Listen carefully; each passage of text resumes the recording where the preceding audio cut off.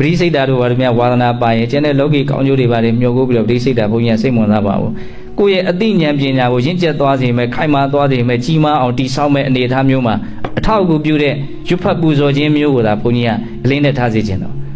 အတ္တဟိအတ္တနောနာထောကောဟိနာထောပရောတိယအတ္တနာဟိသုတံတေနနာထံလပတိတုံလပံတို့ကရတော့ရတယ်ပထမဘာသာလေးပဲရကြနော်အတ္တဟိအတ္တနောနာထောအဲ့ဒါတော့ရတယ်မဟုတ်လားရတယ်အဲ့ဒီရှစ်တက်ဆိုမတက်တော့ဟုတ်လားအတ္တဟိအတ္တနောနာထောကောဟိနာထောပရောတိယကောဟိနာထောပရောတိယကိုကလို့တခြားသူဟာကိုတော့အကုရမဖြစ်နိုင်ဘူးလို့ပြောတာအဲ့ဒီမှာနောက်နှစ်ပါးကအဓိကအချက်ဖြစ်နေတယ်ကို့မှာကို့အတွက်အကုရရှိအောင်ဘယ်လိုရှာဖွေရမလဲဆိုတာကိုသူကနီးလန်းပေးတာအတ္တနာဟိသုတံတေနကိုယ်စိတ်ကိုအည်သွေးရှိအောင်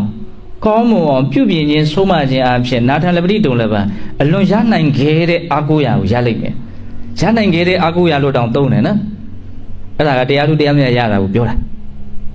ဒေသနာကိုအမြင့်ဆုံးနီးနဲ့ချင်းကပ်ကြည့်မယ်ဆိုရင်ယဟန္တာဖြစ်တာကိုပြောတာ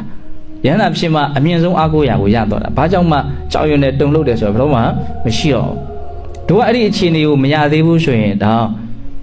ရနိုင်ခဲ့တဲ့အကုရဆိုတာဘာကိုပြောတာလဲလို့နားလေသဘောပေါက်တဲ့အခါမှာဘယ်လိုသဘောပေါက်စေခြင်းဆိုပညာကိုပြောတာလို့နားလေစေခြင်း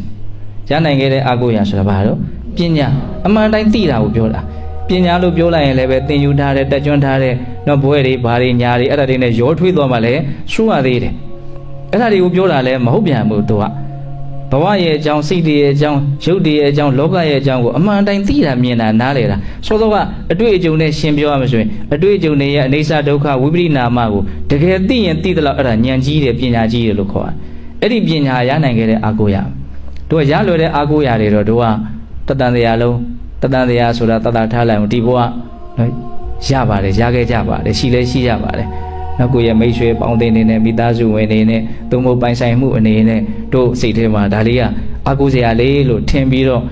တို့ဘေးမှာရှိအောင်တို့လှုပ်ထားတာလေးတွေအတိုင်းတာတစ်ခုတည်းရှိတယ်မဟုတ်လားရှိတယ်အဲ့ဒါဘာလို့ရလွယ်တဲ့အကူရအခုဒီမှာသူကပြောတော့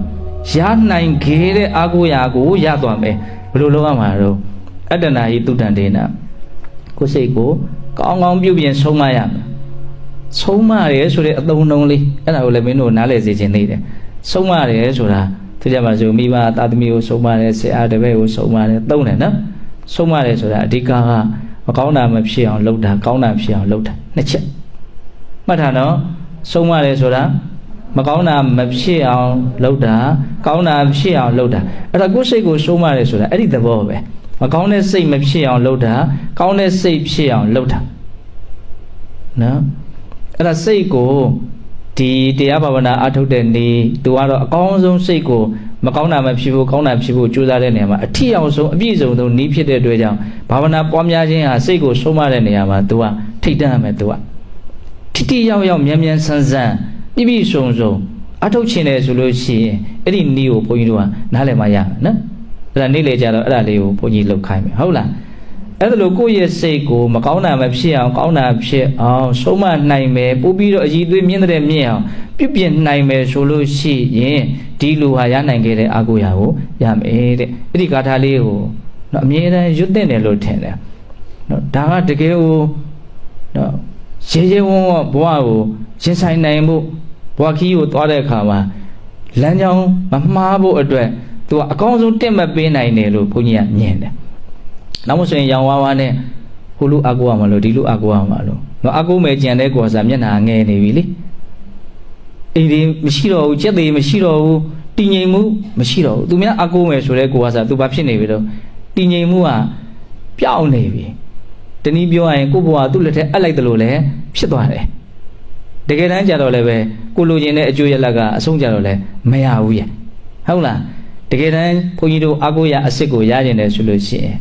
ကိုယ်စိတ်ကိုအည်သွေးရှိအောင်ကောင်းမွန်အောင်ပြုပြင်ထားမှဆုံးမထားမှနောက်ဆုံးဉာဏ်ပညာကိုဘုန်းကြီးတို့ရကျင်တယ်ဆိုရင်စိတ်ကိုအဲ့ဒီနည်းနဲ့ပြုပြင်ဆုံးမမှဉာဏ်ပညာရမယ်ဉာဏ်ပညာရမှတကယ်စစ်မှန်တဲ့အကူရကိုရမယ်